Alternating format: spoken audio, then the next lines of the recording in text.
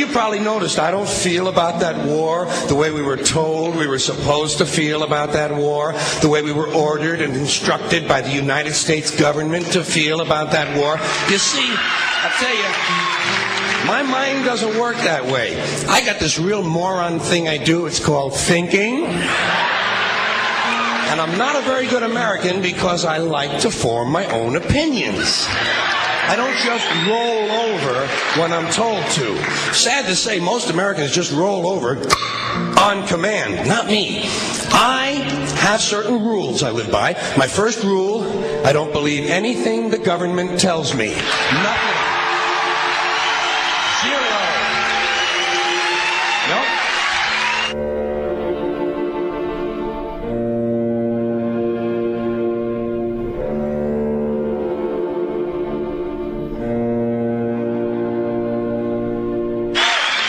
And I don't take very seriously the media or the press in this country, who in the case of the Persian Gulf War were nothing more than unpaid employees of the Department of Defense, and who most of the time function as kind of an unofficial public relations agency for the United States government.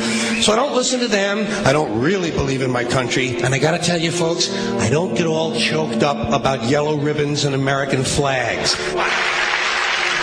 Now, to balance the scale, I'd like to talk about some things that bring us together. Things that point out our similarities instead of our differences. Because that's all you ever hear about in this country is our differences. That's all the media and the politicians are ever talking about, the things that separate us, things that make us different from one another. That's the way the ruling class operates in any society. They try to divide the rest of the people. They keep the lower and the middle classes fighting with each other so that they, the rich, can run off with all the fucking money. Fairly simple thing happens to work. You know, anything different, that's what they're going to talk about. Race, religion, ethnic and national background, jobs, income, education, social status, sexuality, anything you can do, keep us fighting with each other so that they can keep going to the bank.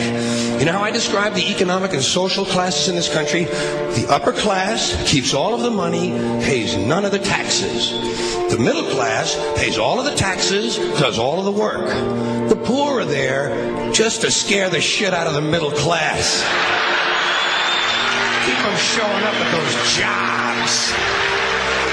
Politicians know that word. They use it on you. Politicians have traditionally hidden behind three things: the flag, the Bible, and children. No child left behind. No child left behind. Oh, really? Well, it wasn't long ago you were talking about giving kids a head start. Head start, left behind? Someone's losing fucking ground here. But there's a reason. There's a reason. There's a reason for this. There's a reason education sucks, and it's the same reason that it will never, ever, ever be fixed. It's never going to get any better. Don't look for it. Be happy with what you got. Because the owners of this country don't want that. I'm talking about the real owners now. The big, the wealthy, the real owners, the big wealthy business interests that control things and make all the important decisions. Forget the politicians. They're irrelevant. The politicians are put there to give you the idea that you have freedom of choice. You don't. You have no choice. You have owners. They own you. They own everything. They own all the important land. They own and control the corporations. They've long since bought and paid for the Senate, the Congress, the state houses, the city halls. They got the judges in their back pockets, and they own all the big media news, all the big media companies. So they control just about all of the news and information you get to hear. They got you by the balls. They spend billions of dollars every year lobbying to get what they want. Well, we know what they want. They want more for themselves and less for everybody else. But I'll tell you what they don't want. They don't want a population of citizens capable of critical thinking. They don't want well-informed, well-educated people capable of critical thinking. They're not interested in that. That doesn't help them. That's against their interest. That's right. You know something? They don't want people who are smart enough to sit around the kitchen table and figure out how badly they're getting fucked by a system that threw them overboard 30 fucking years ago. They don't want that. You know what they want? They want obedient workers. Obedient workers, people who are just smart enough to run the machines and do the paperwork and just dumb enough to passively accept all these increasingly shittier jobs with the lower pay, the longer hours, the reduced benefits, the end of overtime, and the vanishing pension that disappears the minute you go to collect it. And now they're coming for your Social Security money. They want your fucking retirement money. They want it back so they can give it to their criminal friends on Wall Street. And you know something? They'll get it. They'll get it all from you sooner or later because they own this fucking place. It's a big club, and you ain't in it. You and I are not in the big club.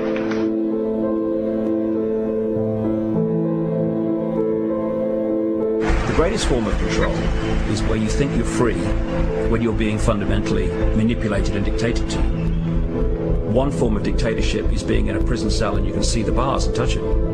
The other one is sitting in a prison cell but you can't see the bar, you think you're free. What the human race is suffering from is mass hypnosis. We are being hypnotized by people like this.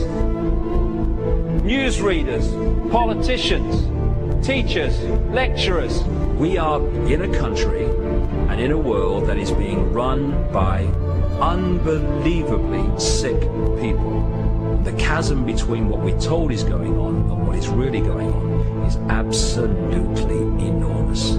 The greatest hypnotist on planet Earth is a oblong box in the corner of the room. It is constantly telling us what to believe is real. Historically, the control and manipulation of political opinion has been the Freemasons' main weapon in gaining control of countries and states. Once in control of the rulers and politicians of a country, laws and political structures could be changed in accordance with their agenda. However, since restricting the body does not necessarily mean restricting the mind, the Freemason recognizes that their plan for a global government hinges completely on subduing the masses to their agenda, and thus eliminating opposition to their cause. And the greatest threat to their plan, posing more danger than any army or law, is the threat of a free-thinking mind. In order to eliminate this threat and to achieve their objective, the Masons have set about the boldest plan ever devised: the complete control of every aspect of human life, your life. And the weapons they are using against you are in your very homes, entertaining you and your children, and gradually indoctrinating you without you even realizing.